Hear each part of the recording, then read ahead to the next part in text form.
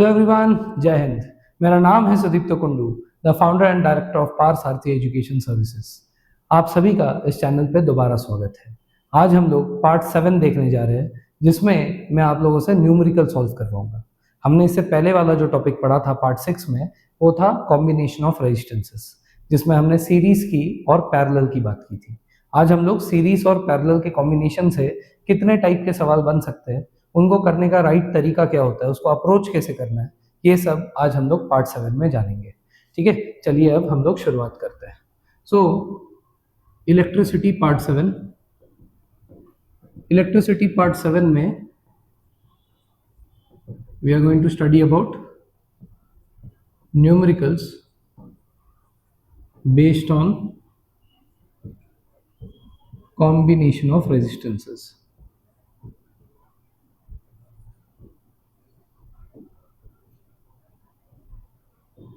ठीक है, अब आप जो है नोटबुक और पेन लेकर तैयार रहना, और सारे के सारे टाइप्स मैं आपको टाइप बताऊंगा, उसका एग्जाम्पल दूंगा और आपको मैं होमवर्क क्वेश्चंस नोट करवाऊंगा। तो ये साइड में हम लोग होमवर्क क्वेश्चंस करेंगे। ठीक है, one type one homework question, another type another homework question, this is how we are going to continue. So सबसे पहले टाइप 1। टाइप 1 में एकदम बेसिक्स है, मतलब जैसे इसमें हम लोग पहले सीरीज के क्वेश्चन करते हैं। तो first will find out the resistance, हम लोग सिर्फ रेजिस्टेंस निकालना जानेंगे। सीरीज में अगर हमें कुछ ऐसा क्वेश्चन दिया गया, if 3 2 ohm resistances are connected in a series, then find out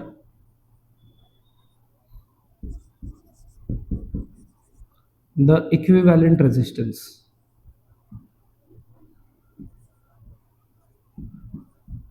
okay, so क्या बोला, हमारे पास 2 ओहम के रेजिस्टेंसेस है जो कि सीरीज में कनेक्ट हो रखे हैं, तो हमें इक्विवेलेंट रेजिस्टेंस फाइंड करना है।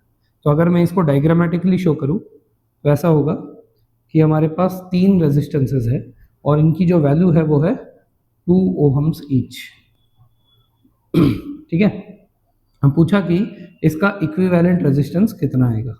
सो हमें फॉर्मूला आता है, equivalent resistance in series is R1 plus R2 plus R3।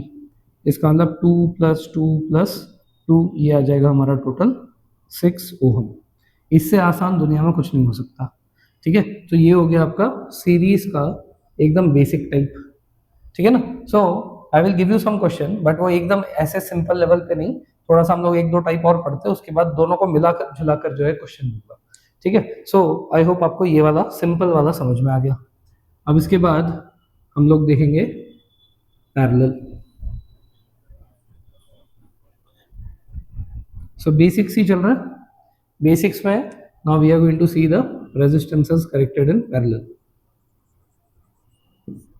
Parallel के लिए क्वेश्चन है, इफ in a circuit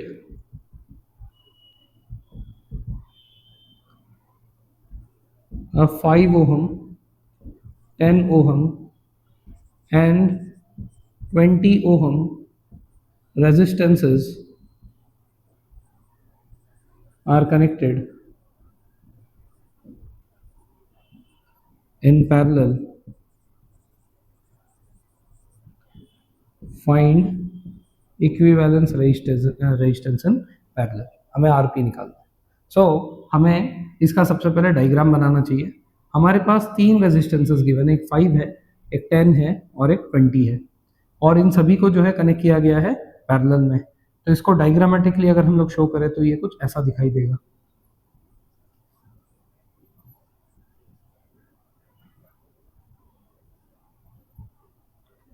ठीक है, सो पहला वाला है 5 ओहम, 10 ओहम, उसके बाद है 20 ओहम। अब हमें इसका इक्विवेलेंट रेजिस्टेंस निकालना है। उसका फॉर्मूला होता है 1/RP is equal to 1/R1 plus 1/R2 plus 1/R3। So 1/5 plus 1/10 plus 1/20, 5, 10 और 20 लगा दिए हमने। अब सबके बेस अलग है तो क्या करना पड़ेगा, एलसीएम लेना पड़ेगा। तो ये 20 है, क्या इनको भी हम 20 बना सकते हैं? जी बिल्कुल। इसको मल्टीप्लाई कर देंगे 2 से तो नीचे हुआ तो ऊपर भी होगा, और इसको कर देंगे हम लोग 4 से, नीचे हुआ तो ऊपर भी होगा। तो ये हो जाएगा 4 + 2 + 1 अपॉन 20। इसका मतलब ये आ जाएगा हमारा 7/20, जो कि 1/RP की वैल्यू है। ध्यान दीजिए, हमें RP निकालना है, 1/RP नहीं। इसका मतलब इसका रेसिप्रोकल करेंगे तो हमारा आ जाएगा 20/7। तो 20/7 को अगर हम लोग कैलकुलेशन से निकालेंगे, ये 21 होता तो 3 आ जाता, तो 2 पॉइंट समथिंग आने वाला है, निकाल लेते हैं। तो 2 × 14 होता है, इधर 6 बचा, पॉइंट लगा दिया, 0 आ गया, तो ये हो जाएगा 8 ज़ा, तो 7 8 ज़ा 56, तो 56 मतलब इधर बचा 4, इधर 0 लगा दिया।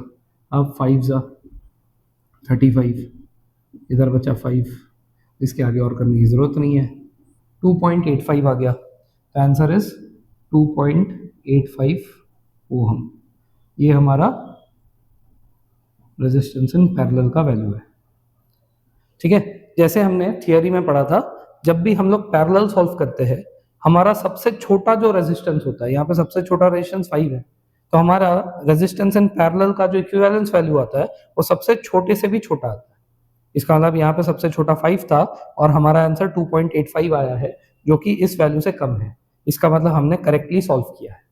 अगर आप इनकरेक्ट सॉल्व करते, अगर आपसे एलसीएम लेने में गड़बड़ हो जाती, या आप अगर इसको यहाँ पे जो है कुछ अलग वैल्यूज जोड़ देते, तो फिर आपका जो आंसर है, ये आंसर आपका हो सकता है 5 से ऊपर आता। अगर कभी आपसे ऐसा होता है कि आप पैरेलल सॉल्व करते हो और आपको जो आंसर मिल रहा है वो आंसर आपके सबसे छोटे रेजिस्टेंस से बड़ा है, ठीक है ना, 5 की वैल्यू से बड़ा नंबर आया, तो फिर आपने गलत सॉल्व किया होगा, आपको फिर से रीचेक करना पड़ेगा। तो यहाँ पे हमारा आंसर 5 से कम है, इसका मतलब हमने करेक्टली सॉल्व किया होगा। तो ये हमारा एकदम बेसिक्स के 2 सवाल है, जो एक हमने सीरीज में किया, दूसरा हमने पैरेलल में किया। अब इसी बेसिक से हम लोग एक कंबाइंड क्वेश्चन बनाते हैं। Let us make a combined question. तो ये कंबाइंड क्वेश्चन कैसे होगा, बहुत ही सिंपल होगा, ध्यान दीजिए, और उसी के बेसिस पे मैं आपको होमवर्क दूंगा।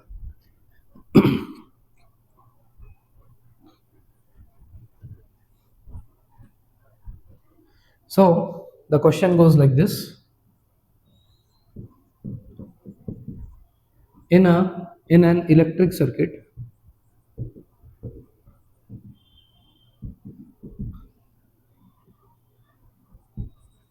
there are three ohm resistances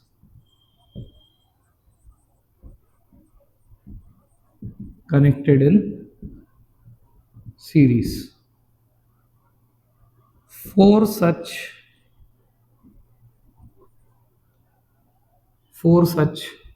pairs are connected in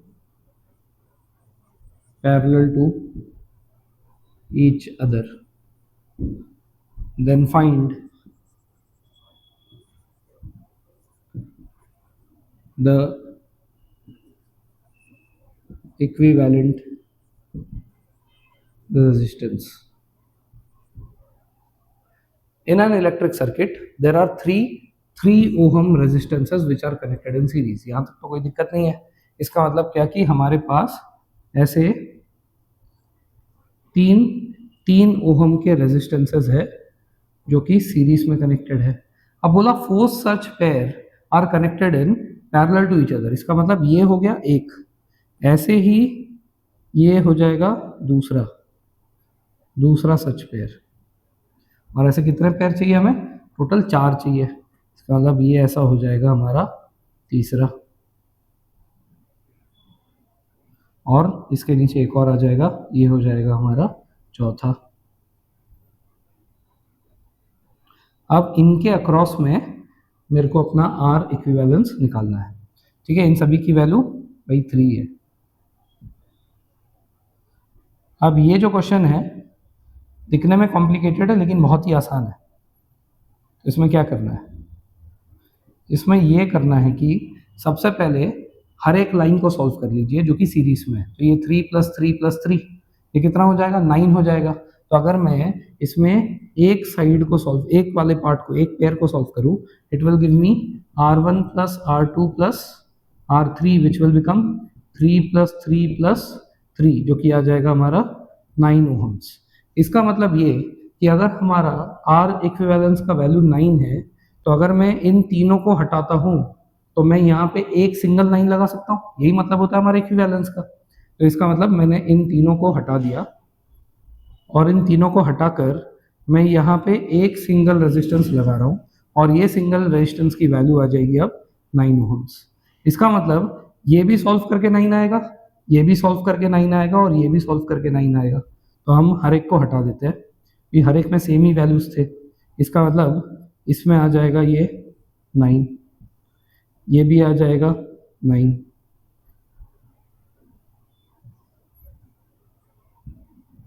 और लास्ट वाला भी आ जाएगा 9। अब ये जो क्वेश्चन है, अब तो ये प्लेन पैरेलल का क्वेश्चन बन गया है ना। तो यहाँ पे ये 9 9 9 9 ये चारों क्या है कि एक दूसरे से पैरेलल है। इसका मतलब अब हम लोग 1/RP is equal to 1/R1 plus 1/R2 plus 1/R3 plus 1/R4 ऐसे करके जो है सबके वैल्यूज डाल सकते हैं। 1/9 प्लस 1/9 प्लस 1/9 प्लस 1/9। इसका मतलब सबका बेस सेम है तो हो जाएगा 4/9। और ये किसकी वैल्यू है, 1/RP की वैल्यू है।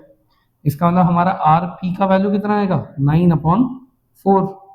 तो 9/4 कितना हो जाएगा, यहाँ पे 9 है, इधर 4 है, तो 4 2 ज़ा 8, यहाँ पे 1 बचा, पॉइंट लगाया 0, तो 2 ज़ा फिर से 8, यहाँ पे 2 बचा, 0 5, तो 2.25 आ जाएगा। ठीक है, so this will give me answer as 2.25 ohm as R equivalence. तो ये है हमारा फाइनल आर इक्विवेलेंस का आंसर। आई होप आसान था। तो अब हमने क्या किया, हमने अभी तक टाइप नहीं चेंज किया, टाइप 1 में बेसिक्स ही है, बट हमने सीरीज और पैरेलल दोनों के कॉम्बिनेशन को एक साथ ला दिया और हमने ये वाला क्वेश्चन सॉल्व कर लिया। अब ऐसा ही एक क्वेश्चन मैं आपको होमवर्क में देता हूँ। आई होप आपको ये समझ में आया। सबसे पहले हमारे पास 3 सीरीज थे, उनको सॉल्व करके 9 बना लिया। फिर ऐसे ही हमने सभी को 9 बना लिया और सभी को 9 बनाने के बाद वो सारे के सारे पैरेलल में आ गए और पैरेलल को हमने सॉल्व करके फाइनली अपना आंसर ला दिया। ठीक है ना, तो ऐसा ही एक क्वेश्चन आप अभी होमवर्क में लीजिए।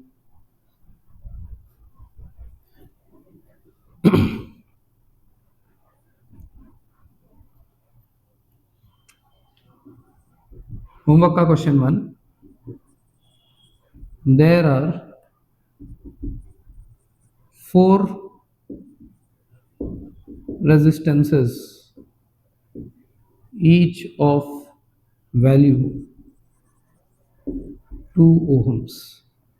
If 4 such pairs are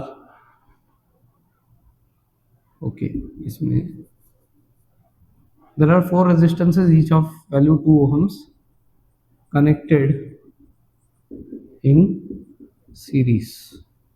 If 4 such pairs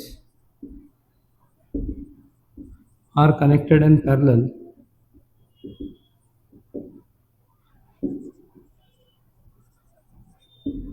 find equivalent resistance.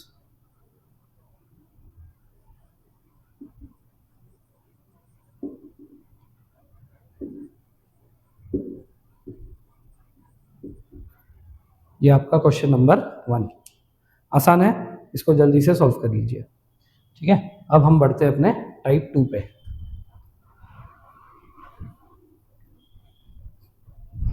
Type 2 जो है ये भी आसान ही है। इसमें बस हम लोग थोड़ा सा एक गियर शिफ्ट कर रहे हैं। इसमें अब क्या होगा, इसमें हमने जो बेसिक्स में पढ़ा वो तो रहेगा ही, plus we need to find current in the circuit. ठीक है, basics plus finding the current in the circuit. जैसे कि क्वेश्चन नंबर 4, इसमें हम देखेंगे in an electrical circuit there are three resistances of 5 ohm each connected in series.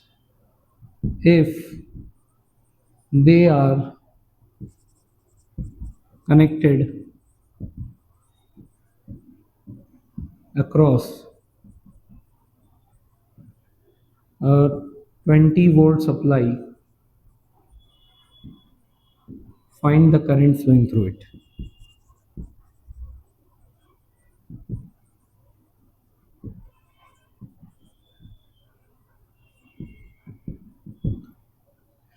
बोला कि in an electrical circuit there are three resistances of 5 ohm each connected in series. If they are connected across a 20 volt power supply, then find the current flowing through it. इसका मतलब क्या क्या given है? मुझे R1 5 ohm, R2 5 ohm और R3 तीन resistances है, R3 again 5 ohm ये दिया हुआ है और इन सभी को सीरीज में कनेक्ट किया हुआ है. इसका मतलब मुझे सीरीज निकालना है. फिर बोला कि वोल्टेज जो है वो 20 वोल्ट का सप्लाई है, तो हमें निकालना है कि करंट कितना होगा. ठीक है ना. सबसे पहले आप अप्रोच समझिए. ये हमने गिवन लिख दिया.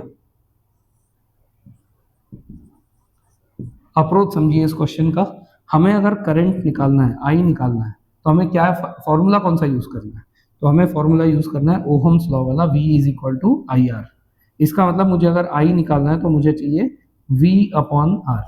अब इसमें से जो V है ये क्वेश्चन में गिवन है 20 वोल्ट्स, तो मैंने लगा दिया. तो मुझे क्या लगाना है? मुझे लगाना है R. अभी कौन सा R है? ये है R इक्विवेलेंस वाला R. इसका मतलब मुझे पहले R इक्विवेलेंस चाहिए होगा. जैसे ही मेरे पास R इक्विवेलेंस आ जाएगा इस क्वेश्चन में डालूंगा और ये सॉल्व हो जाएगा इस इक्वेशन में डाल के. सो यहाँ से ही निकाल लेते हैं हम लोग अपना R इक्विवेलेंस इन सीरीज. सो इसके लिए मुझे R1 plus R2 plus R3 करना है. यह आ जाएगा 5 प्लस 5 प्लस 5 जो कि आ जाएगा हमारा 15 ओहम. जैसे ये 15 आ गया, now will go in this equation 20 upon 15. तो आई की वैल्यू जो आएगी वो है 5 3 ज़ा 5 4 ज़ा मतलब 4/3. ये आ जाता है 1.33 एम्पियर. ठीक है ना. इस तरीके से हमने करंट निकाल लिया. बड़ा आसान क्वेश्चन था 4th नंबर पे. ठीक है ना. तो 4th क्वेश्चन जो है ये हमने देखा basics of finding the R equivalence in series, and उसके साथ कंबाइंड क्वेश्चन बना दिया. उसमें हमें करंट भी पूछ लिया और करंट निकालने के लिए हमें ओहम्स लॉ यूज करना है ये फॉर्मूला लगा के. ठीक है ना. आई होप ये आसान है. चलिए अब आगे बढ़ते हैं. ये हमारा क्वेश्चन नंबर 4 हो गया जिसमें हमने सीरीज के साथ करंट निकाला. अब हम पैरेलल के साथ करंट निकालेंगे.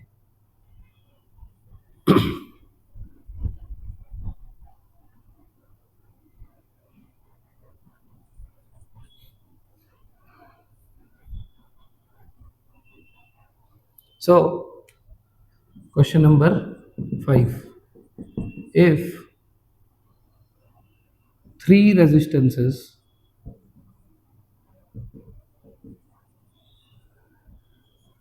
each of value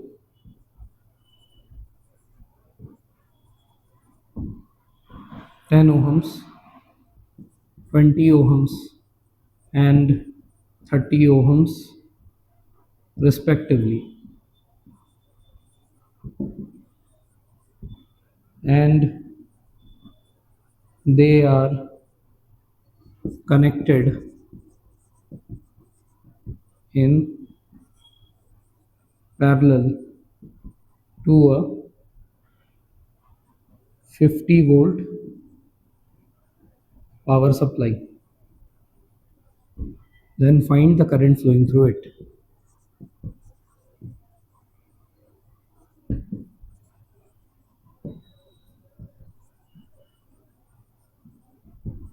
तो हमें इसमें अब करंट निकालना है. क्या बोला? तीन रेजिस्टेंसेस है. कितने कितने के? 10, 20 और 30. ये सारे के सारे किस में कनेक्टेड है? पैरेलल में.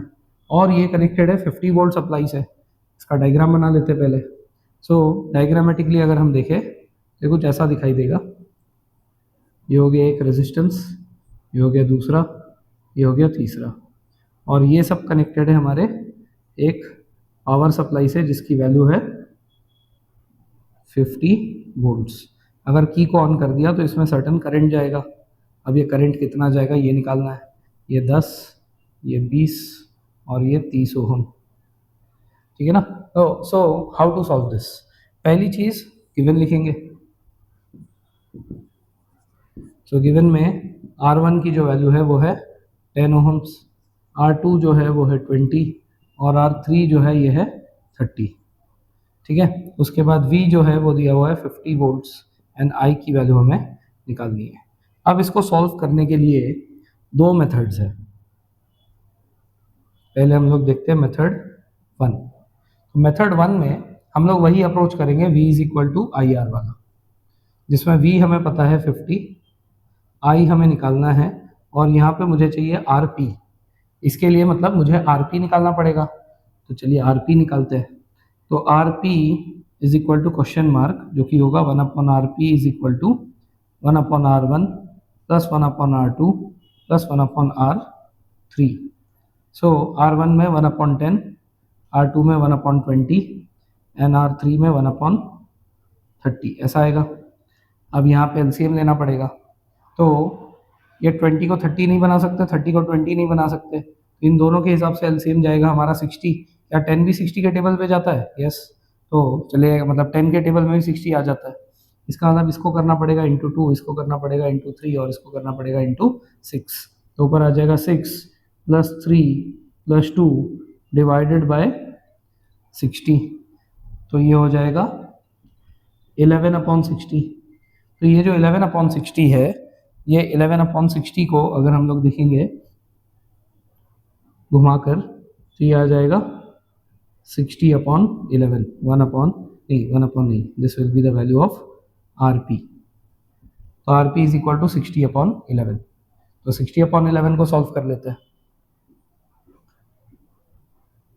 तो 11 5 ज़ा 55, 5 बचेगा, डॉट लगाऊंगा, इधर आ जाएगा 50, 4 ज़ा 44, 6 बचेगा, इधर आएगा 0, 5 ज़ा 55, इसका मतलब 5.45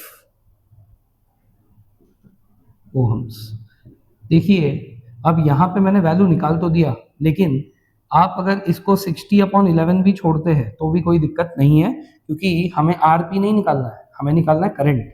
तो अगर मैं यहाँ पे RP की वैल्यू ऐसे डाल दूँ, जो कि है मेरा 60/11, तो भी चल सकता है, ठीक है ना। सो पहले क्या करते हैं, पहले ये करते हैं कि इसको हम लोग RP के टर्म्स में ही छोड़ते हैं। अगर इसको मैं नीचे ले आऊँगा तो ये बन जाएगा हमारा 50/RP, तो RP में आ जाएगा हमारा 60/11। ये 11 ऊपर चढ़ जाएगा क्योंकि डिवीजन के नीचे एक और डिवीजन है, इसलिए इधर आ गया। ये 0 से 0 कट हो जाएगा, तो ये आ जाएगा 11 5 ज़ा 55 एंड 55 डिवाइडेड बाय 6। इसको कैलकुलेट करना ज़्यादा आसान होगा। अगर आपने यहाँ पे 5.45 डाला होता तो उसके साथ जो है थोड़ा सा डिवीजन आपका गड़बड़ हो सकता था। तो हमने निकालने के लिए तो निकाल लिया था, लेकिन अगर इसको नहीं भी निकालते तो भी कोई दिक्कत नहीं होती। तो अगर मैं अब इसको सॉल्व करूँ 55/6 को, तो ये निकल के आएगा 6 9 ज़ा 54, एक बचा पॉइंट लगा 0, 1 ज़ा 6, 4 बचा पॉइंट लगा 6 ज़ा 36, ठीक है, 4 बचा, ये चलता रहेगा। तो 9.16 हमारा करंट आ जाएगा, 9.16 एम्पियर। ये है मेथड नंबर 1। पहले मेथड से हमें ये आंसर आया कि हमारा जो टोटल करंट होगा, टोटल करंट 9.16 एम्पियर आएगा। आई होप आपको मेथड समझ में आया। इसमें हमने R1, R2 और R3 को लिया, इसको हमने पैरेलल में सॉल्व किया। पैरेलल की जो वैल्यू आई यहाँ पे 6, यहाँ पे 3 और यहाँ पे 2, इसको मिला के हो गया 11/60। ये हो गया 60/11। ये 60/11 को हम लोग इधर RP के वैल्यू में ले आए और ये I की वैल्यू आ गई 50/60/11। ये 11 चला गया ऊपर, 0 से 0 कट हो गया और ये हो गया 5 11 55 डिवाइडेड बाय 6, जिसका आंसर आया 9.16 एम्पियर। ये है मेथड नंबर 1। स्कूल में ज़्यादातर यही मेथड चलता है, ठीक है ना। हम लोग इसको एक और अप्रोच से देखते हैं, ठीक है, वो भी आसान है और वो भी स्कूल में अगर आप करेंगे तो नंबर कटेंगे नहीं। ठीक है, लेकिन चलिए देख लेते हैं क्या मेथड है ये। देखिए कंपैरेटिवली मेथड नंबर 2 ज़्यादा आसान है, ठीक है, इसलिए इसको समझिए। इसमें मेरे को R1 R2 R3 को सॉल्व करके RP निकालने की कोई ज़रूरत नहीं है। कंसेप्चुअली देखिए, हमने पढ़ा था कि जब हमारे पास पैरेलल कॉम्बिनेशन होता है तो पैरेलल में हमेशा जो वोल्टेज अक्रॉस द कॉर्नर्स होता है वो कांस्टेंट होता है V, ठीक है ना। लेकिन इसमें जो करंट है, क्योंकि करंट को फ्लो करने के अब 3 रास्ते मिल गए, इसीलिए वो तीनों में जाएगा। इसीलिए यहाँ पे आएगा I1, यहाँ पे आएगा I2 और यहाँ पे आएगा I3। तो अगर मैं टोटल करंट की बात करूँ I, तो ये तो मेरा I1 plus I2 plus I3 को ऐड करके आ ही जाएगा। इसका मतलब किसी तरह अगर मैंने अपना I1 निकाल लिया, I2 निकाल लिया, I3 निकाल लिया तो बात बन जाएगी। तो मेरे को यही करना है इस केस में, I1 निकालना है, I2 निकालना है, I3 निकालना है और तीनों को ऐड करके अपना आंसर बताना है। अब I1 I2 I3 कैसे निकाले? So basically V is equal to IR हमारा ओहम्स लॉ है, तो I जो है वो हो जाएगा V अपॉन R। तो यहाँ पे अगर मेरे को I1 निकालना है, वोल्टेज जो है सबके अक्रॉस में सेम रहेगा तो वोल्टेज तो वही है, और यहाँ पे मेरे को I1 निकालने के लिए चाहिए R1। तो मेरे पास यहाँ पे जो वोल्टेज है वो है 50 और जो मेरा करंट है R1 में वो है 10, तो ये कट जाएगा और हमारा आंसर आ जाएगा 5 एम्पियर, ठीक है ना। तो पहले का I1 का आंसर आ गया 5। I2 की बात करें तो I2 जो है ये हो जाएगा V अपॉन R2, तो V की जो वैल्यू है वो है 50 और नीचे R2 जो है वो है 20, ये कट हो जाएगा और ये आ जाएगा हमारा 2.5 एम्पियर, ठीक है। और I3 जो है, I3 हमारा V अपॉन R3, तो ये आ जाएगा 50 अपॉन 30, ये कट हो जाएगा और ये आ जाएगा हमारा करीब करीब 1 पॉइंट समथिंग आएगा, निकाल के देखते हैं। इधर 5 है, इधर 3 है, 1 जा 3, इधर 2 बचा, तो यहाँ पे जो है नहीं 1 पॉइंट, यहाँ पे 2 बचा था, यहाँ पे हो जाएगा 20, ये आ जाएगा 6, सो इसका मतलब 1.6, यहाँ पे आ जाएगा 18, यहाँ पे 2, तो 1.66 आ जाएगा इसका आंसर। सो इसका आंसर आएगा 1.66 एम्पियर। सो अगर हम लोग इन सभी को ऐड कर ले, 5 एंड 2.5, ये हो गया हमारा 7.5, 7.5 और यहाँ पे अगर हम लोग और 1 मिला ले तो ये हो जाएगा 8.5, ठीक है। 5 एंड 2.5 हो जाएगा 7.5, उसके साथ ये मिला ले तो ये हो जाएगा 8.5, 8.5 के साथ 0.66, अगर इसको ऐड कर लेंगे तो 9.16 आ जाएगा, जो हमारा पिछले केस में भी आया था। इनको ऐड कर लेते हैं, अगर आपको कोई कंफ्यूजन है मैं ये कह रहा हूँ 5.2.5 प्लस 5 प्लस 2.5 प्लस 1.66, इनका एडिशन करना है।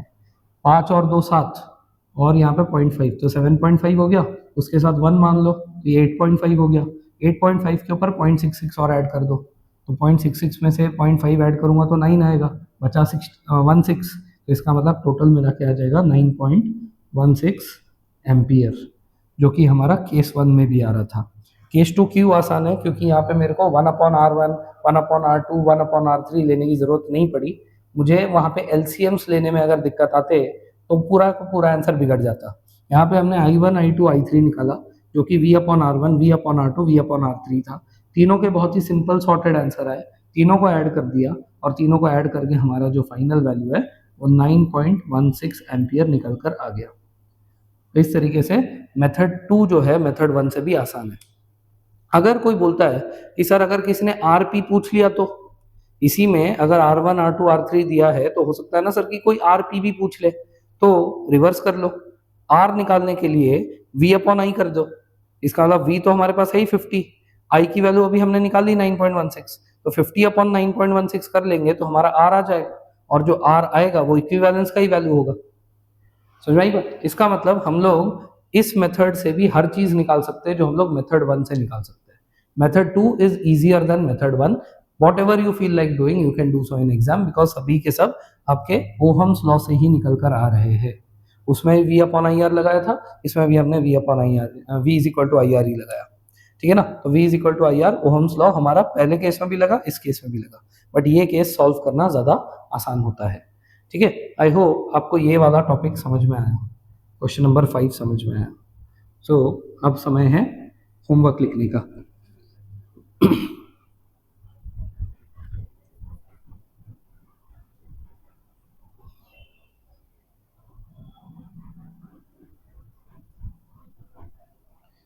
So question number 2, find the current flowing in the circuit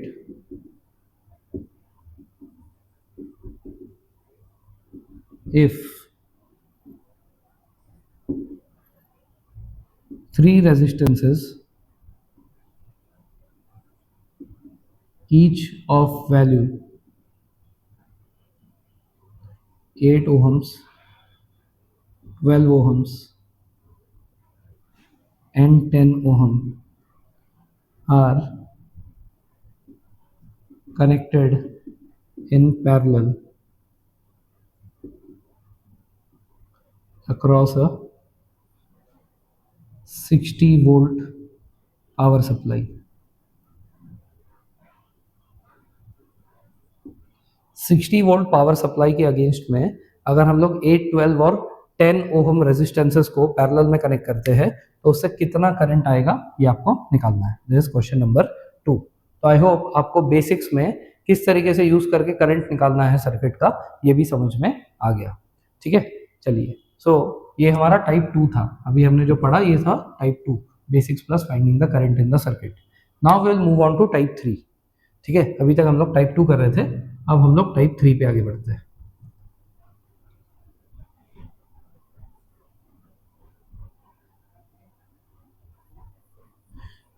type 3 जो है, this is finding current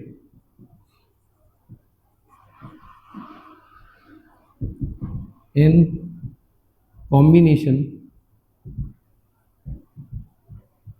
of series and parallel. Series और पैरेलल के कॉम्बिनेशन में आपको अब करंट ढूंढना है. मतलब क्या? मतलब इसका ये है कि आपको क्वेश्चन दिया जाएगा कुछ इस प्रकार, if in an electric circuit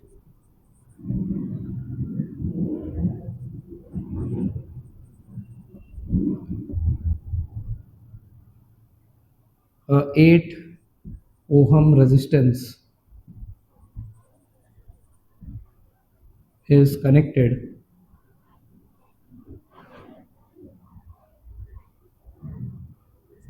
in series to a combination of two resistances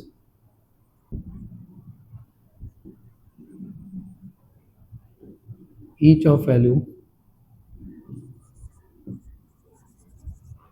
4 ohm and 6 ohm respectively,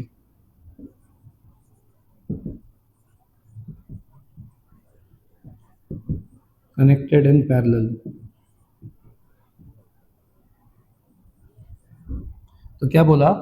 If in an electric circuit a 8 ohm resistance is connected in series to a combination of two resistances each of value 4 and 6 respectively connected in parallel, these resistances are connected to a 20 volt power supply. Then find the current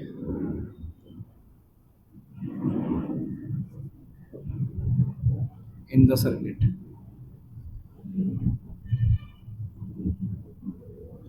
ठीक है, अगर हमारे पास एक electrical circuit है जिसमें 8 ohm एक series combination में connected है जिसमें हमारे पास 4 और 6 पैरेलल में जुड़े हुए हैं, तो अगर ये पूरे सर्किट को हमने 20 वोल्ट पावर सप्लाई से कनेक्ट किया तो इसमें करंट कितना जाएगा इस सर्किट में ये हमें निकालना है.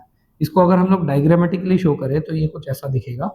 यहाँ पे हमारे पास 8 ओहम का रेजिस्टेंस है जो कि सीरीज में लगा हुआ है किससे? एक कॉम्बिनेशन जो कि एक पैरेलल सर्किट में लगा हुआ है जिसके दो वैल्यूज है 4 ओहम्स एंड 6 ओहम्स. और ये इसके बाद जो है पूरा सर्किट एक 20 ओहम के 20 वोल्ट के पावर सप्लाई से कनेक्टेड है. This is 20 volt power supply. तो यहाँ पे 8 है, यहाँ पे 6 है, यहाँ पे 4 है, और आपको निकालना है कि इस सर्किट में करंट कितना फ्लो कर रहा है। This is what we need to find out. तो इसको अप्रोच कैसे करें? सबसे पहला अप्रोच इसका ये है कि यहाँ पे दो जो हमें दिए हुए हैं रेजिस्टेंस इन पैरेलल, पहले तो इसको सॉल्व करके एक सिंगल रेजिस्टेंस निकालेंगे आरपी, और वो जो आरपी है वो इधर आ जाएगा, इन दोनों को रिप्लेस करके एक सिंगल, और वो जो एक सिंगल होगा वो फिर इसके साथ सीरीज में ऐड हो जाएगा। ठीक है ना? तो इसका मतलब हमें सबसे पहले तो आरपी निकालना है। So 1/RP is equal to 1/R1 plus 1/R2। इसका मतलब 1/4 प्लस 1/6। सो 1/4 और 1/6 इनका क्या करना पड़ेगा? एलसीएम लेना पड़ेगा। एलसीएम कितना आएगा? इसको कर देंगे हम लोग 3, ये 12 हो जाएगा, और इसको कर देंगे 2, ये भी 12 हो जाएगा। तो ऊपर 3 प्लस 2 और नीचे आ जाएगा 12, तो ये हो जाएगा 5/12। ठीक है? सो इससे हमारा आंसर निकल के आएगा आरपी का 12/5। सो 12/5 को सॉल्व करेंगे, तो 12/5 को अगर हम सॉल्व करेंगे तो आंसर आएगा 5 2 ज़ा 10, 2 बैलेंस, इधर पॉइंट, इधर 0, तो इधर आ जाएगा हमारा 4, तो 5 4 ज़ा 20, 0 0। इसका मतलब this is going to give me 2.4 ohms. ठीक है? अब ये जो 2.4 है, मैं यहाँ पे, ये तो मेरा इक्विवेलेंस था, तो ये जो इक्विवेलेंस है पैरेलल का, यहाँ पे इन दोनों को हटाकर यहाँ पे मैं सिंगल रेजिस्टेंस लगा सकता हूँ, जिसकी वैल्यू हो जाएगी 2.4 ओहम्स। अब ये जो 2.4 ओहम्स है, ये इस 8 के साथ क्या आ गया? सीरीज में आ गया। इसका मतलब ओवरऑल जो मेरा रेजिस्टेंस होगा, overall resistance of the circuit equivalence will be R1 plus R2. R1 is 8 ohms and R2 is 2.4 ohms, तो ये आ जाएगा 10.4 ohms। अब हमारे पास R की वैल्यू आ गई सर्किट में।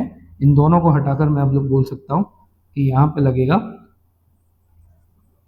10.4 ओहम्स का रेजिस्टेंस।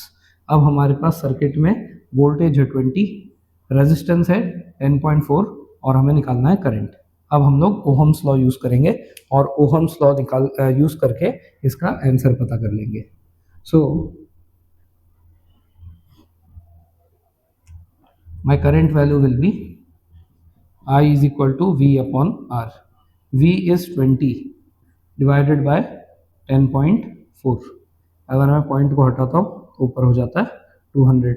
अब ये 100 हो जाएगा, और ये हो जाएगा 52, ये हो जाएगा 50, ये हो जाएगा 26, ये हो जाएगा 25, और ये आ जाएगा 13। मतलब we have reduce this to 25/13। तो ये 1 पॉइंट समथिंग आएगा, बिकॉज ये अगर 26 होता तो ये 2 से चले जाता। इसका मतलब 1.89 समथिंग ऐसे कुछ आएगा। ठीक है? तो निकाल के देखते हैं। ये 25 है और यहाँ पे 13 है, 1 ज़ा 13, तो बचा हमारे पास 12, तो इधर पॉइंट लगा, इधर हो गया 120, तो 120, तो 13 अगर मैं 9 से मल्टीप्लाई करूँ तो 27, और ये 117 आ रहा है। इसका मतलब इधर आ जाएगा 9, ये 117 आ गया, तो ये 3 बचा, तो 3 बचा, पीछे 0, तो 2 ज़ा 26, इसका मतलब 1.92। आंसर है 1.92 एम्पियर। ये हमारा करंट का वैल्यू आ गया। आई होप आपको ये समझ में आ गया होगा। ठीक है? तो इस तरीके से हम लोग जो है we can find the current of a combination of series and parallel. I hope this question is clear. I will give you third question of similar type. So this question is, in a circuit, a 5 ohm resistance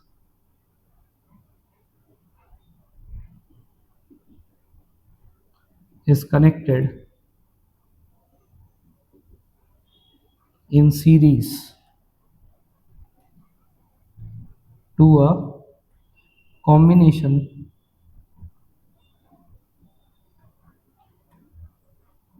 of two resistances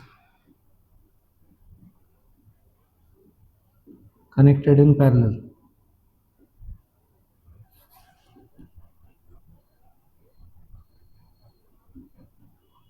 The value of two resistances are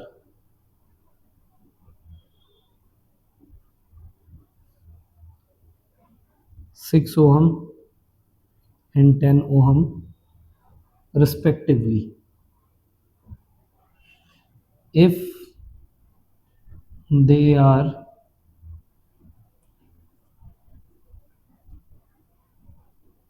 connected to 10 volt supply, find current. So हमारे पास एक 5 ओम का resistance है जो कि दो resistances, एक की value 6 दूसरे की वैल्यू 10 इससे पैरेलल में कनेक्टेड है। तो अगर हमारे ओवरऑल सर्किट का 10 वोल्ट का सप्लाई है तो फिर करंट कितना होगा ये हमें निकालना है। तो ये है आपका थर्ड क्वेश्चन फॉर होमवर्क। अभी टाइप्स काफ़ी सारे बचे हुए हैं। आई होप आपको थर्ड टाइप समझ में आ गया। ठीक है, दिस इज क्वाइट इंपॉर्टेंट। ये वाले टाइप का क्वेश्चन आपको एग्जाम में ज़्यादा देखने को मिलेगा। ठीक है, तो this type question is very very important type for exams. ठीक है, चलिए आगे बढ़ते हैं टाइप 4 पे। Type 4 is finding individual voltage in a series circuit. Again this type is quite easy. ठीक है, टाइप 4 जो है ये काफ़ी इजी टाइप है। देखते हैं इसको। Finding the voltage of individual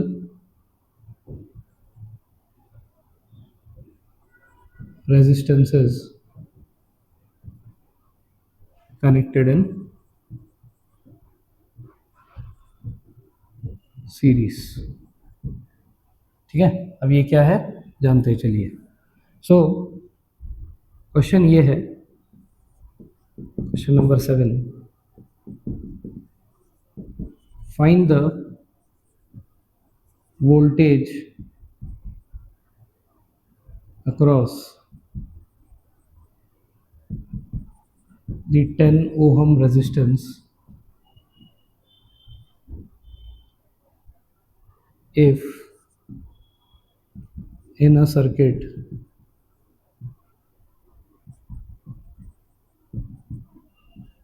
a 10 ohm resistance, a 5 ohm resistance and a 20 ohm resistance are connected in series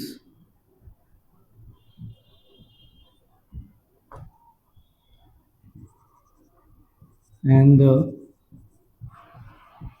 power supply is 30 volts।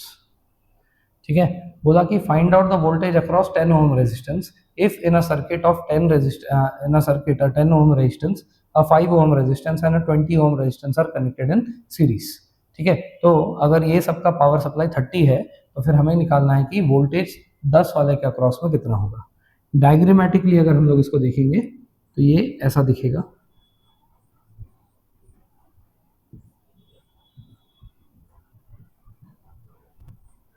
यहाँ पे हमारे पास 30 वोल्ट्स है और यहाँ पे 10 ओम रेजिस्टेंस, यहाँ पे 5 ओम रेजिस्टेंस और यहाँ पे 20 ओम रेजिस्टेंस है। अब पूछा कि इसके अक्रॉस में जो वोल्टेज होगा वो कितना होगा। ठीक है, this is the question. Now as per the theory understand that जब भी हमारे पास ऐसे सीरीज में कनेक्टेड हो हमारे रेजिस्टेंस तो ये जो वोल्टेज है ये वोल्टेज सब में डिस्ट्रीब्यूट हो जाता है। इक्वली डिस्ट्रीब्यूट कभी नहीं होता। यहाँ पे होगा V1, यहाँ पे होगा V2 और यहाँ पे होगा V3। तीनों को मिला लूंगा तो यहाँ पे से 30 आ जाना चाहिए। ठीक है ना। अब यहाँ पे अगर तीनों रेजिस्टेंस की वैल्यू सेम होती 10 10 10 होता तो ये 30 जो है 10 10 10 डिवाइड होकर फिर से ये यहाँ पे 30 आ जाता। बट यहाँ पे ऐसा नहीं है, इक्वल नहीं है। ये इक्वल नहीं है तो हमारा V1 V2 V3 भी इक्वल नहीं होगा। तो हमें ये V1 ढूंढना है। अब ये V1 कैसे ढूंढे, तो V1 ढूंढने के लिए अप्रोच क्या होगा। अप्रोच ये होगा कि हमें ओहम्स लॉ लगाना, V is equal to I R. इसका मतलब ये है कि अगर ये सीरीज है तो करंट तो सेम है, तो अगर मुझे V1 निकालना है तो मुझे करना पड़ेगा IR1। इसका मतलब मेरे पास V1 की वैल्यू जानने के लिए पहले I की वैल्यू पता होनी चाहिए, क्योंकि R1 तो पता है मुझे 10। इसका मतलब जैसे ही मेरे पास I आ जाएगा, मैं उस I के साथ इस 10 को मल्टीप्लाई करूंगा, V1 आ जाएगा। ऐसे ही अगर मुझे V2 निकालना है तो V2 इज इक्वल टू फिर से वही I और यहाँ पे R2। तो यहाँ पे ये I निकालना है और ये R2 जो है वो है हमारा 5, और ऐसे ही V3 भी निकल जाएगा। तो हम लोग तीनों निकालते हैं, हालांकि क्वेश्चन में सिर्फ 10 के अक्रॉस में पूछा है, हम लोग निकालते वक्त तीनों निकाल लेंगे। ठीक है। सो सबसे पहले मुझे क्या करना पड़ेगा, इसका मतलब सबसे पहले मुझे तो करंट निकालना पड़ेगा। तो करंट निकालने के लिए प्रोसेस क्या है, I is equal to V upon R। तो मुझे R इक्विवेलेंस की जरूरत पड़ेगी, तो V जो है वो है 30, ठीक है ना, और R इक्विवेलेंस जो है वो आ जाएगा हमारा 10 प्लस 20 30, और ये हो जाएगा 35। तो यहाँ पे R जो है ये हो गया 35। अब इसको सॉल्व ना करते हुए भी आप इधर डाल सकते हो, इजी हो जाएगा। यहाँ पे हो जाएगा 30 अपॉन 35। तो ये कौन से टेबल में जाएंगे, 5 में जाएंगे। 5 6 जा 5 7 जा, ठीक है ना, तो ये हो जाएगा 60 अपॉन 7। सो 60 अपॉन 7 जो भी आंसर निकल के आएगा that will be the answer for V1। तो 60 अपॉन 7 कितना आता है, तो 7 8 जा होता है 56, इसका मतलब 4 बचा, तो यहाँ पे पॉइंट लगा, इधर 0 आया, तो 7 5 जा होता है 35, इधर फिर से 5 बचा, तो इधर 0 आया, 9 जा 49, हाँ नहीं सॉरी 7 जा 49, 7 7 जा 49, तो ये हो जाएगा 1। तो काफ़ी है, 8.57 8.57 वोल्ट्स जो है ये मेरा यहाँ पे V1 आ जाएगा। आई होप ये बात समझ में आई। ठीक है, तो यहाँ पे हमने क्या किया, हमने सबसे पहले यहाँ पे R इक्विवेलेंस फाइंड किया, 10 प्लस 5 15, 15 और 20 35। तो V का वैल्यू था हमारा 30 और यहाँ पे ये है हमारा 35, तो ये 30 अपॉन 35 सीधे यहाँ लेकर गए I में। 30 अपॉन 35 को हमने रिड्यूस किया, 5 6 जा 5 7 जा, ठीक है ना, तो ये हो जाएगा 6 अपॉन 7 इंटू 10, तो ये हो जाएगा 60 अपॉन 7 जो कि आया हमारा 8.57।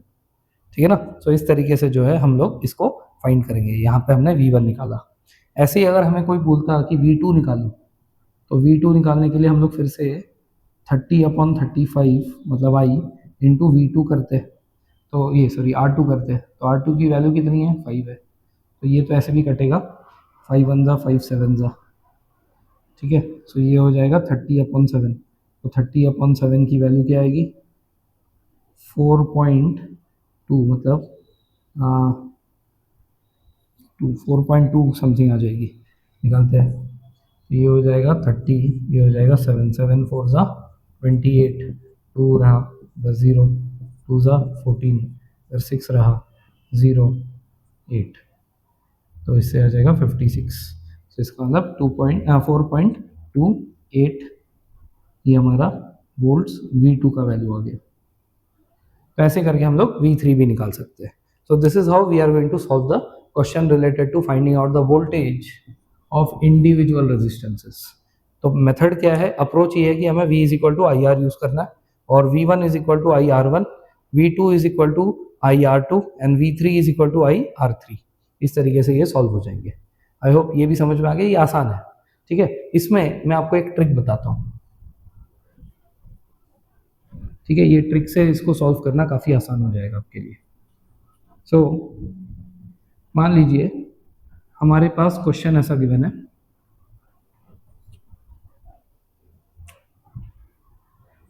ये ऐसा एक सर्किट है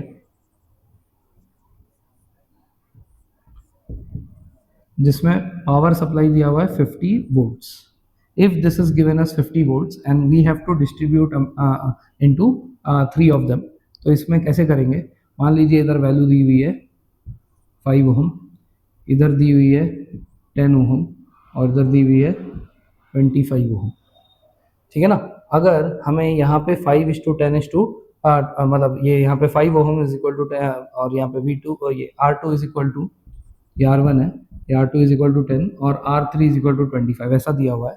तो ये जो 50 है यही तो स्प्लिट होके यहाँ पे V1 V2 V3 बनेंगे। अब V1 V2 V3 को निकालने का जो तरीका मैंने बताया वो स्कूल के लिए है। एक्चुअल में क्या होता है, एक्चुअल में जो भी आपके रेशो में रेजिस्टेंसेस प्रेजेंट होते हैं उसी रेशो में हमारा जो 50 है ये डिवाइड होता है। तो what will be the ratio of this three? तो अगर मैं इसको 5 से काटूंगा, ये 1 आ जाएगा, ये हो जाएगा 2 और ये हो जाएगा 5 मतलब 50 को अगर हम लोग इसी रेशियो में डिवाइड करें तो हमारा आंसर आ जाएगा। तो ये कितना है? ये है 5 और 2 7 और ये 8। इसका मतलब 50 डिवाइडेड बाय 8 करूँगा तो मेरे को ये 1 की वैल्यू पता चलेगी। तो ये जो है ये आ जाएगा 4, ये हो जाएगा 25। तो 25/4, तो 25/4 करूँगा, 6 24, 1, ये हो जाएगा 2, ये हो जाएगा 8, 2 इधर 0, 6.25। इसका मतलब ये 1 की वैल्यू आ जाएगी 6.25 V। दूसरे वाले का इसका डबल हो जाएगा, इसका मतलब ये हो जाएगा 12.5 क्योंकि ये 2 है। और 6.25 को अगर मैं मल्टीप्लाई करता हूँ 5 के साथ, 5 5 25, 5 2 10 और 2 12, और ये हो गया 31.25। अब अगर हम लोग इन तीनों को फिर से ऐड कर ले तो ये 50 आ जाना चाहिए, दिखता है। 31.25 लास्ट वाला, बीच वाला था 12.50 और सबसे छोटा था हमारा 6.25। तो ये 0.25 और यहाँ पे 50, ये सब मिलाकर जो है हमारा ये हो जाएगा यहाँ पे 0, 5, ये होगा 14 15,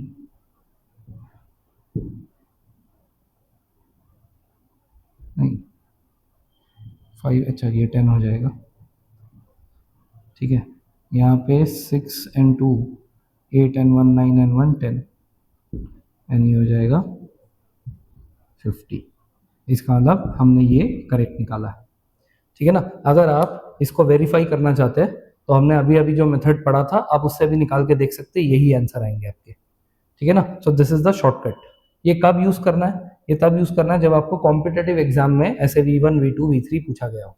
इसको कब यूज नहीं करना है? एग्जाम में नहीं करना है स्कूल के, क्योंकि एग्जाम में आपको इसी तरह से V1 V2 V3 निकालना है जो अभी हमने पूरा लॉन्ग फॉर्म में सॉल्व किया था। तो you have to solve it in the long form, इसमें आप शॉर्टकट नहीं मार सकते।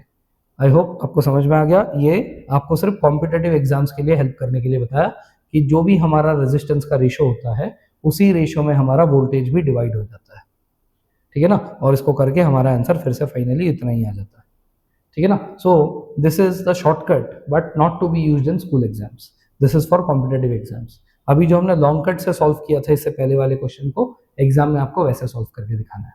आई होप आपको ये समझ में आ गया। तो अभी हमने टाइप 4 देख लिया। टाइप 5 की बात करें,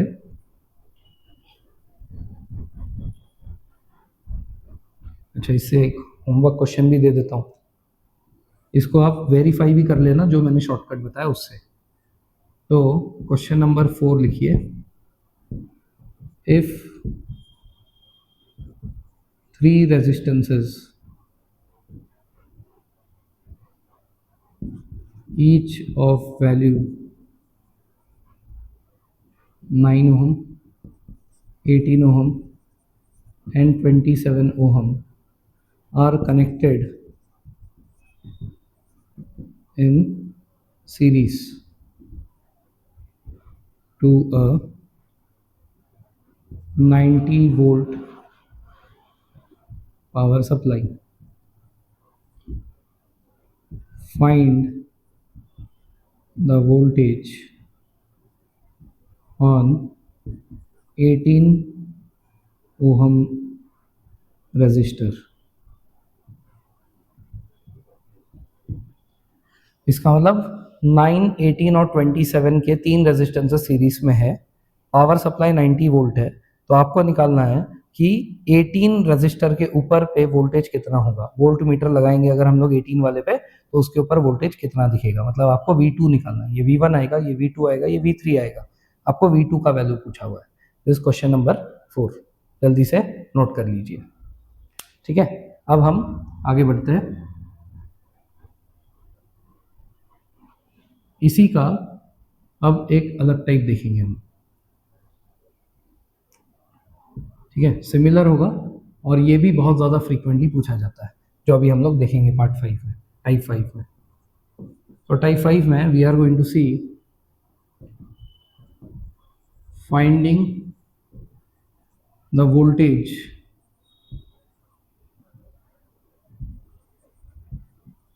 on a resistance connected in parallel, and the combination is connected in series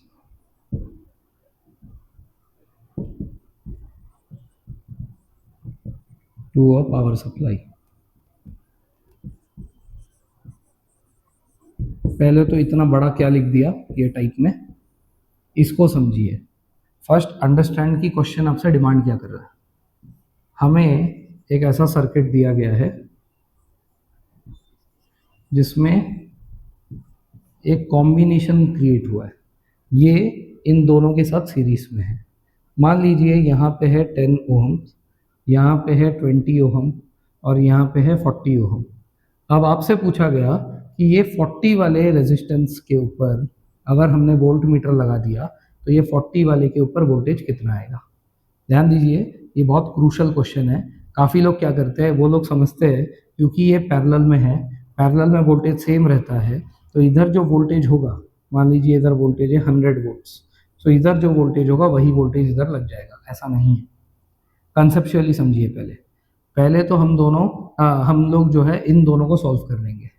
जब हम लोग इन दोनों को सॉल्व कर लेंगे पैरेलल वाले को, तो हमारे पास एक इक्विवेलेंस की वैल्यू आएगी। जो इक्विवेलेंस आएगी, इन दोनों को हटाकर हम लोग वो लगा सकते हैं इधर।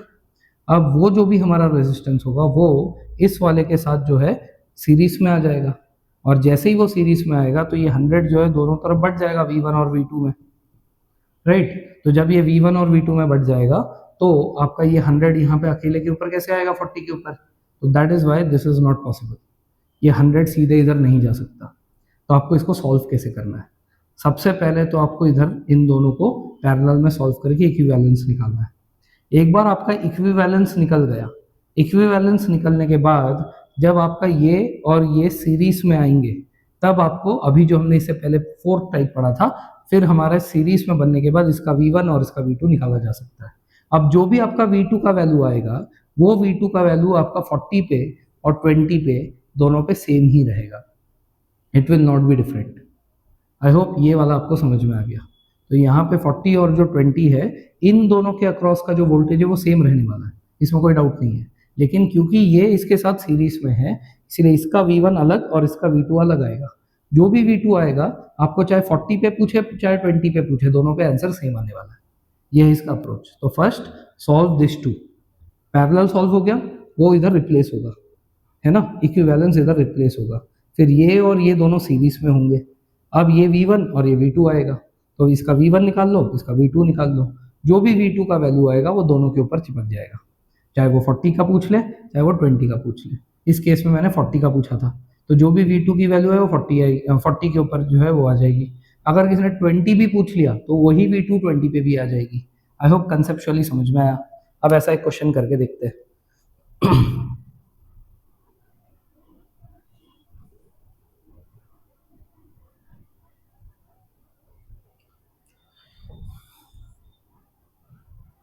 तो मैं क्वेश्चन नहीं लिख रहा हूँ, मैं सीधे जो है डायग्राम बनाकर सॉल्व करवा रहा हूँ।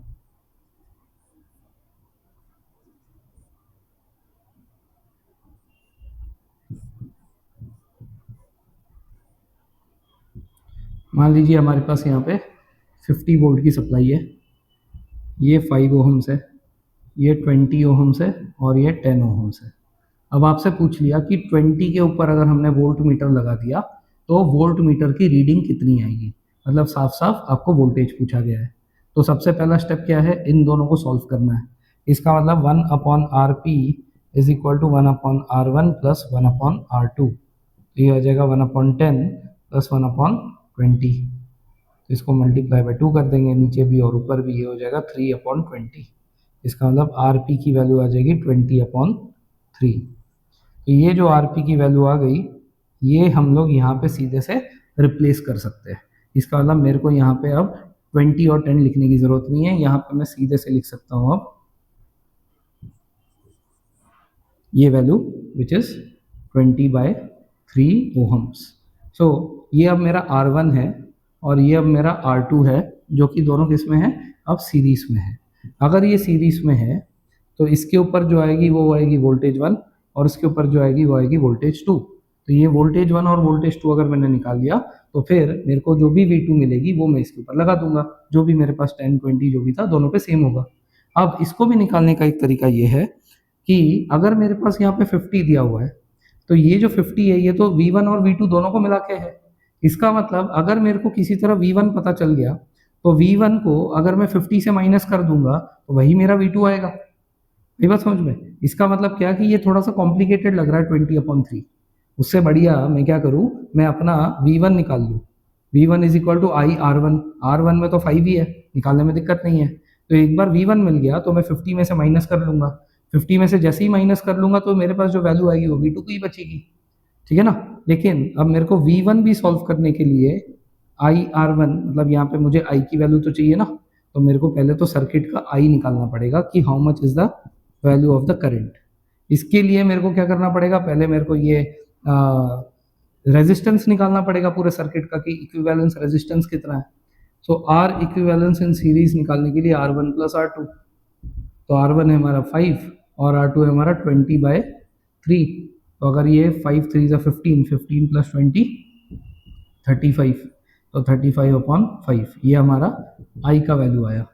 अब ये I के वैल्यू को इधर हम लोग सीधे डाल सकते हैं, 35/3 इंटू 5। कौन सा 5? ये R1 वाला 5। तो ये हो जाएगा 35 इंटू 5/3। तो 35 इंटू 5, 5 5 जो होता है 25, 5 3 ज़ा 15 और ये 2, ये हो जाएगा 175। तो 175 डिवाइडेड बाय 3, इससे हमारा V1 का वैल्यू आने वाला। तो 175 डिवाइडेड बाय 3, तो 3 5 ज़ा 15, इधर बचेगा 2, इधर 25, 8 ज़ा 24, इधर बचेगा 1। अब यहाँ पे लगेगा पॉइंट, इधर लगेगा 0, ये आ जाएगा 3। तो ये आ जाएगा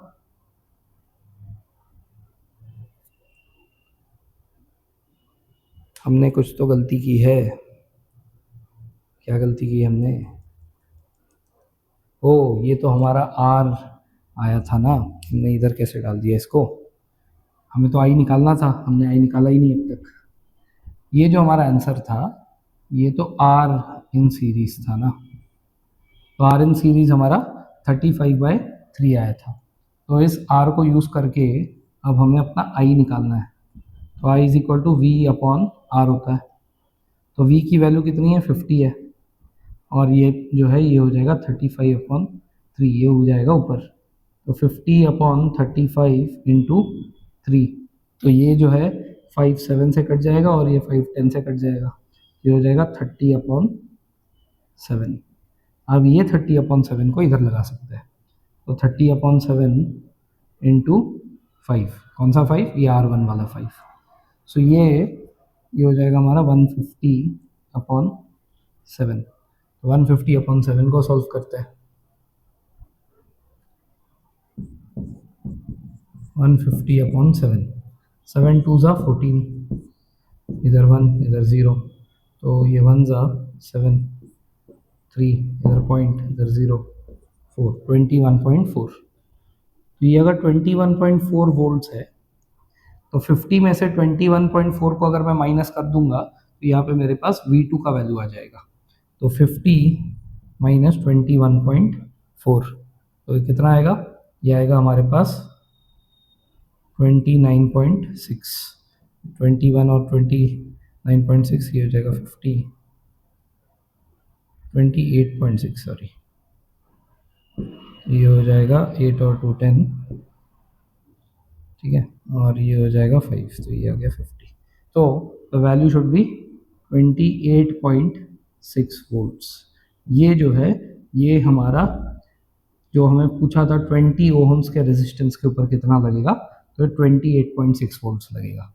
तो आई होप आपको कैलकुलेशन कैसे करना है वो समझ में आ गया, ठीक है। धीरे धीरे कठिनाइयाँ बढ़ेगी, बट कंसेप्ट अगर आपका क्लियर है तो आप फिर उसके बाद कैलकुलेशन कर करके पहुंच जाएंगे, ठीक है ना। इसमें मेन इंपॉर्टेंट है कि आपको कंसेप्चुअली पता होना चाहिए कि मेरे को कौन से स्टेप के बाद कौन सा स्टेप करना है।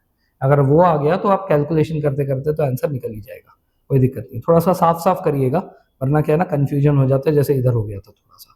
ठीक है, तो यहाँ पे स्पेस अभी धीरे धीरे कम हो रहा है क्योंकि वहाँ पे क्वेश्चंस भरते जा रहे हैं, तो दैट इज वाई। सो आप, आई होप आप समझ गए होंगे ये कैसे लाया हमने। ठीक है ना। सो इसका आंसर आया था हमारा 21.4 वोल्ट्स, और इसको हमने 50 से माइनस कर दिया तो इधर आ गया 28.6। तो इस तरीके से ये क्वेश्चन हुआ। ठीक है, ये हो गया हमारा टाइप 5।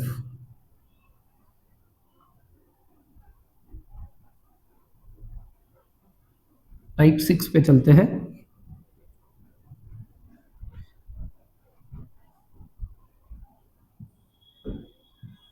उससे पहले आप एक क्वेश्चन लिख लीजिए, मैं आपको डायग्रामेटिकली देता हूँ ये।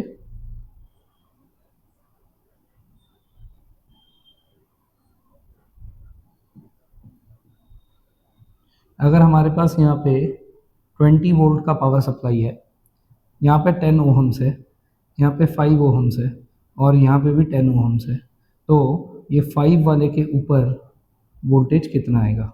What will the voltage across this 5 ohm resistance? ठीक है ना, ये 20 है, ये 10 है, ये 10 है, ये 5 है, 5 के ऊपर वोल्टेज कितना आएगा? क्वेश्चन नंबर 5 में आपको ये कैलकुलेट करके निकालना है। ठीक है ना। अब अगला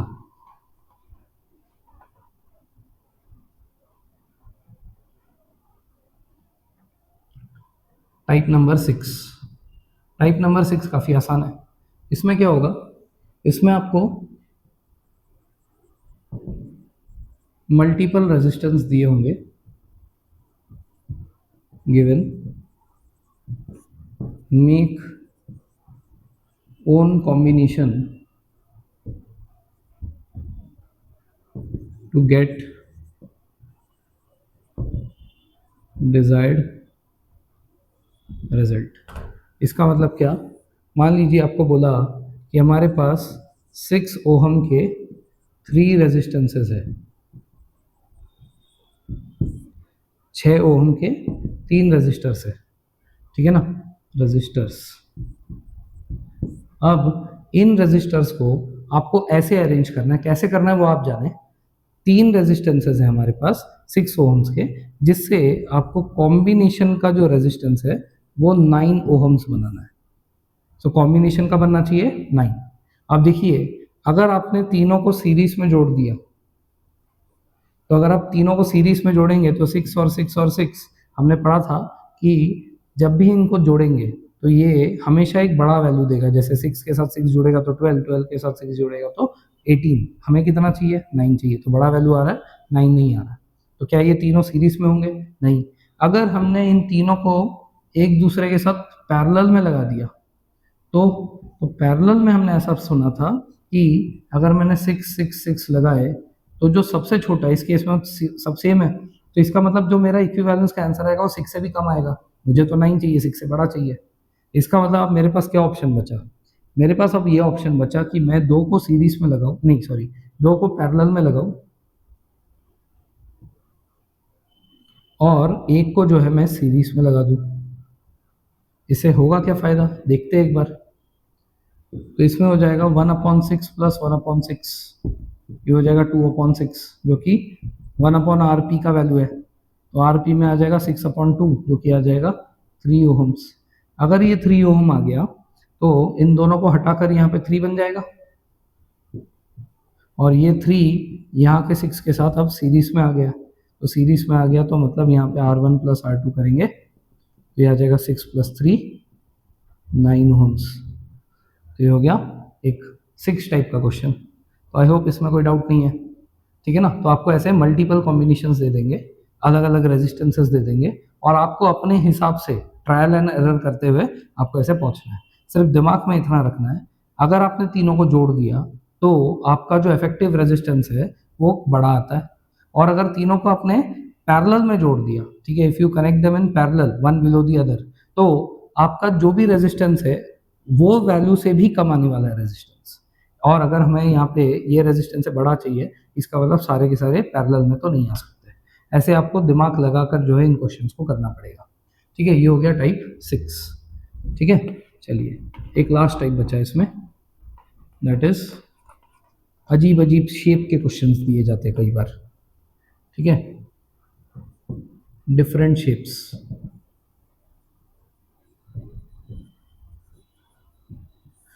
सो जैसे मान लीजिए एक शेप ऐसा दे दिया,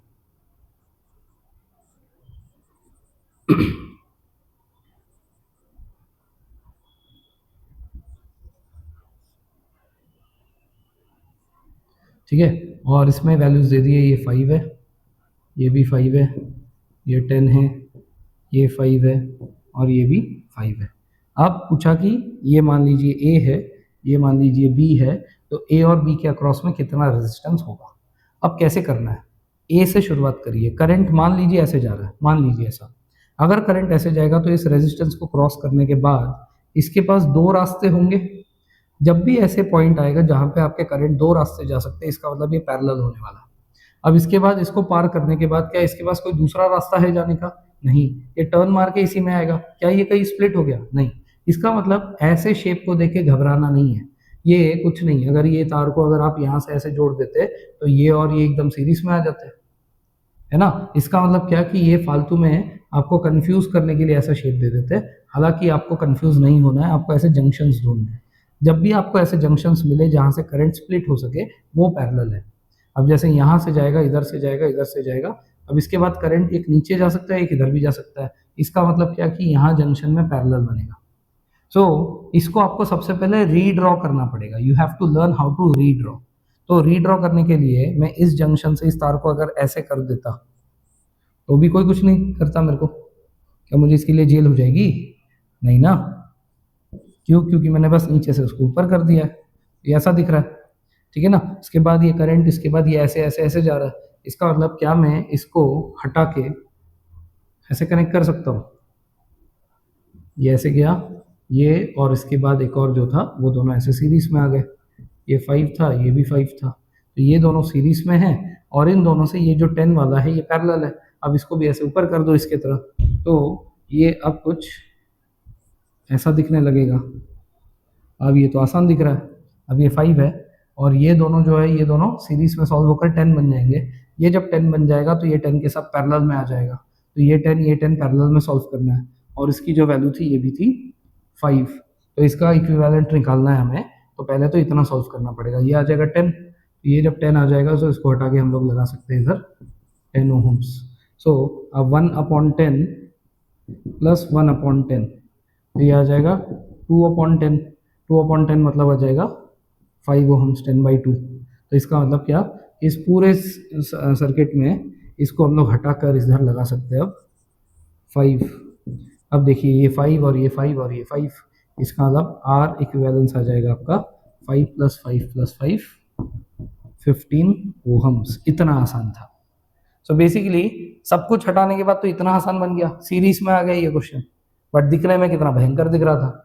सो डरना नहीं है, ठीक है। एक क्वेश्चन आप इसमें ऐसे ट्राई करिए कि अब हमारे पास एक ऐसा सर्किट है, ये ए है, इधर से ये ऐसे गया, इधर से ये ऐसे आ गया, इधर से ये नीचे ऐसे गया, और इधर से ये ऐसे ऊपर ऐसे आ गया, और फिर यहाँ पे बी है। This is 10, this is 10, this is 5 and this is 5। This is your question number 6 for homework, ठीक है ना। You need to tell me कि how much will be the equivalent resistance between A and B, ठीक है ना। कैसे solve करना है कर लीजिए, ठीक है। सो ये होगा हमारे 7 टाइप्स के question based on combination of resistances. Combination of resistances में इसी 7 टाइप्स में घुमा फिरा के आपको क्वेश्चंस पूछेंगे, ठीक है। आई होप ये आपको क्लियर है, ठीक है। This is something related to combination of resistances. ये सारे न्यूमेरिकल्स हो गए। अब एक और न्यूमेरिकल जो मेरे को बहुत इंटरेस्टिंग लगता है, वो एक डिफरेंट टाइप है, ठीक है। वो एक डिफरेंट टाइप का मैं क्वेश्चंस बताता हूँ। आई होप आपने ये सब नोट कर लिया होगा। ये वाला क्वेश्चन नंबर 6 नोट कर लेना, मैं आपको टाइप बताने के लिए ये जगह खाली किया। सो ये जो है ये एक ऐसा क्वेश्चन है, मान लीजिए हमारे पास एक सर्टन लेंथ ऑफ वायर दिया हुआ है एल, ठीक है। इसका certain area of cross section दिया हुआ है ए। इसका ओरिजिनल रेजिस्टेंस बोला हमें कि 2 ओहम है, ठीक है। अब बोला इस वायर को हमने फोल्ड करके आधा कर दिया है, फोल्ड करके, पहली बात अंडरस्टैंड दैट कि वायर्स को फोल्ड नहीं किए जाते। अगर आप इसको फोल्ड करने की कोशिश करेंगे तो ये ऐसे दब जाएगा यहाँ से, है ना, ये जगह जो है पतली हो जाएगी। आप वायर को थोड़ा इमेजिन करिए, अगर ये पतली हो गई तो यहाँ पे एरिया ऑफ क्रॉस सेक्शन पे फर्क पड़ेगा। तो वायर को कभी भी ऐसे फोल्ड करके डबल नहीं किया जाता। अगर आपको वायर को एक्चुअल में डबल करना ही, एक के ऊपर एक लाना ही है, तो आपको इसको कट करना पड़ेगा। सो मान लीजिए यहाँ पे बोला है कि it is folded and doubled upon itself. Folded and doubled मतलब इसको एकदम बीच से ही फोल्ड करके एक के ऊपर एक लाया होगा, तो ऐसे फोल्ड ना करके ये ऐसे किया जाता है, कट करते हैं और दूसरे पार्ट को उसके ऊपर जोड़ते हैं। इससे क्या हो गया, इससे हमारा जो लेंथ था ये हाफ हो गया, जो भी ओरिजिनल लेंथ था वो हाफ हो गया। बट इसके ऊपर ये चढ़ने के कारण यहाँ का जो टोटल एरिया है, ये ए और ये ए मिला के 2a हो गया। तो आप पूछा कि क्या इससे रेजिस्टेंस पे फर्क पड़ेगा या नया रेजिस्टेंस बनेगा? आंसर इज यस, बिल्कुल बनेगा, because resistance is directly proportional to length and resistance is inversely proportional to area. इसका मतलब क्या कि इसके ऊपर फर्क तो पड़ेगा। अब पड़ेगा तो कितना आएगा नया रेजिस्टेंस, ये निकालना है। तो ध्यान दीजिए इसको कैसे सोल्व करना है। सबसे पहले तो इसके बेसिस पे हम लोग अपना क्वेश्चन फॉर्म करते हैं। Resistance is 2 ohms and we know that R is equal to rho L by A होता है। अगर रो एल बाई ए की वैल्यू 2 है तो अब हमें R डैश की वैल्यू निकालनी है। So R is equal to rho L by A is equal to 2 ohms. ये हमें क्वेश्चन में गिवन था। अब यहाँ पे मुझे नया R निकालने के लिए रो तो रो ही रहेगा, मटेरियल तो सेम ही है, बट इस बार लेंथ क्या हो गया, L बाई 2 हो गया है, और एरिया क्या हो गया, 2a हो गया है। इसका मतलब ये हो जाएगा रो L by 2 into 2 4a। But ये जो रो L बाई a है इसकी क्या वैल्यू है, रो L बाई a की वैल्यू जो है वो तो 2 है, इसका मतलब ऊपर 2 और नीचे 4। इसका मतलब जो नया रेजिस्टेंस होगा मेरा उसका वैल्यू हो जाएगा 2 1 जा 2 2 जा, मतलब ये 0.5 एम्पियर। तो नया रेजिस्टेंस क्या आया, 0.5। क्या किया हमने, सबसे पहले तो इसके बेसिस पे ये वैल्यू लगाई हमने, rho L by A is equal to 2 ohms. ठीक है, फिर जो हमारा नया रेजिस्टेंस है उसमें हमने किया रो एल बाई 2। क्यों, क्योंकि यहाँ पे लेंथ हाफ हो गया है, ये नया वाला लेंथ, और यहाँ पे एरिया डबल हो गया है, तो उसके बेसिस पे हमारा बना rho L by 4a। But rho L by A की वैल्यू तो यहाँ से गिवन है हमें, ये 2 है, ये इधर लगा दिया, तो ये हो जाएगा 2/4, आंसर आ जाएगा 0.5। क्या हमेशा ही ऐसा होगा? यस, हमेशा ऐसा होगा, क्योंकि जब मैं इसको हाफ फोल्ड करूंगा तो ये लेंथ हाफ होगा, और जब ये इसके ऊपर एक चढ़ेगा तो फिर यहाँ पे एरिया डबल होगा। इसका मतलब यहाँ पे हमेशा ही मेरा रो एल बाई 4a आएगा। इसका मतलब आप सिंपल ऐसे समझ सकते हो, ये स्कूल में तो आपको पूरा लॉन्ग कट से सॉल्व करना है, ऐसे कॉम्पिटेटिव एग्जाम में what you can do is you can just divide this by 4।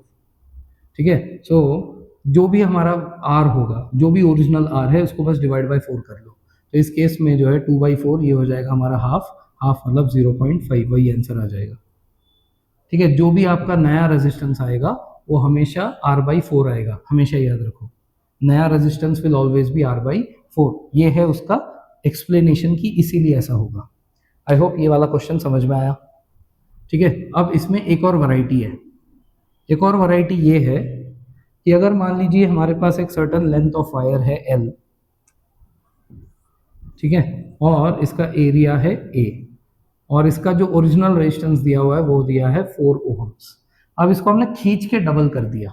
अगर आप इसको खींच के डबल करोगे, देखिए इसकी अगर लंबाई बढ़ गई, ठीक है, क्योंकि मेटालिक वायर है, मेटालिक वायर डक्टाइल होता है, तो मार मार के मैंने इसको लंबा कर दिया, बट लंबा किया तो साथ ही साथ चौड़ाई कम हो जाएगी ना। इसका लंबा तो हो जाएगा बट एरिया घट जाएगा। अगर आपने लेंथ में डबल कर दिया तो एरिया हाफ हो जाएगा। इसका मतलब अब हमारा वायर जो है वो पतला बनेगा लेकिन लंबा बनेगा। इसका मतलब लेंथ हो गया है 2L बट एरिया हो गया है A/2। ठीक है ना। अब इसका नया रेजिस्टेंस कितना आएगा? पहली बात, चेंज होगा? यस, बिल्कुल होगा। लेंथ में चेंज आया, एरिया में चेंज आया, तो चेंज तो आएगा। तो ये जो हमें 4 ओहम दिया हुआ है ये आ जाएगा हमारा original resistance L/A which is equal to 4 ohms. अब नया resistance will be row L/A में अब जो चेंजेस है वो डाल दीजिए। लेंथ क्या हो गया था? 2L हो गया था, तो इधर आ जाएगा 2L। एरिया क्या हो गया है? A/2, मतलब ये 2 ऊपर चले जाएगा, तो इधर हो जाएगा मल्टीप्लाई बाई 2। इसका मतलब ये हो जाएगा 2 2 सा 4, 4 रो L/A। बट L/A की वैल्यू क्या है? वो तो हमारी 4 है। इसका मतलब ये हो जाएगा 4 इंटू 4 विच इज़ 16 ओहम्स। इसका मतलब ऐसे केसेस में हमेशा ही ऐसा होगा कि अगर आपने लेंथ को खींच के डबल किया तो एरिया आपका हाफ हो जाएगा। इसका मतलब हमेशा आर इक्विवेलेंस की जो वैल्यू आएगी वो आएगी 4 इंटू रो एल बाई ए। मतलब जो भी ओरिजिनल गिवन है वो हमेशा 4 टाइम से मल्टीप्लाई होगा। तो इसका मतलब ऐसे आप फॉर्मूला याद रख सकते हो, R dash is equal to 4r। और पिछले वाले केस का था R dash is equal to R by 4। ये था जब हमने फोल्ड करके डबल कर दिया, और ये था जब हमने खींच के लंबा कर दिया। ठीक है ना। सो इस केस में जो हमारा आंसर है ये आ जाएगा हमारा 16। आई होप ये टाइप का भी क्वेश्चन आपको समझ में आ गया। तो देखा जाए तो आज हमने 7 टाइप के कॉम्बिनेशन ऑफ रेजिस्टेंस और एक खींचे तानी करने वाले जो है 2 टाइप और पढ़ लिए। 9 types of numericals I have covered in this session. So आप इसको ध्यान से करिए, सारे टाइप के सॉल्व करिए क्वेश्चंस जितने भी आपको यहाँ वहाँ से मिलते हैं। फिर भी कोई भी डाउट है आपको इन क्वेश्चंस में तो आप कमेंट सेक्शन में ज़रूर डाल दीजिए, मैं आपके लिए वो भी आंसर कर दूंगा। ठीक है, चलिए आज के लिए हम लोग इतने ही रखते हैं। पार्ट 8 में मिलते हैं हम लोग, उसमें हीट एंड पावर के बारे में पढ़ेंगे।